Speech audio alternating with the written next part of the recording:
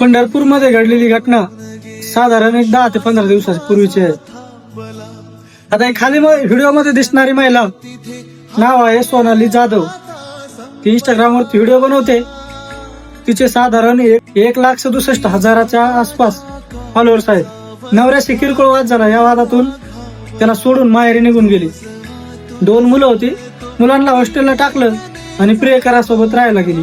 त्या प्रियकरासोबत राहत असताना आणखी एक बॉयफ्रेंड बनवला आणि ज्यावेळेस गोष्ट त्याला समजली त्यावेळेस त्याला वाढदिवसाची पार्टी करायची म्हणून बाहेर बोलवलं आणि तिथं तिचा अंत केला. आता तुम्हीच सांगा, अनैतिक संबंधांचा शेवट हा भयान होत असतो. मृत्यू, बलात्काराची केस, या अशाच गोष्टी या अनैतिक संबंधाचे शेवट असतात. या घटनेवर एका ताईने एक व्हिडिओ बनवला होता. त्याच्यामध्ये तिने कॅप्शन दिला होता. तो कॅप्शन एवढा सुंदर होता, तो मी तुम्हाला सांगतोय. नको ठेवूस प्रियकराचे उपकार. बाई, नको ठेवूस प्रियकराचे उपकार, तो व्याजासकट फेडून घेईल. नवरा रागाच्या भरात एक चापट मारेल पण आयुष्यभर साथ देईल. जाळतो मी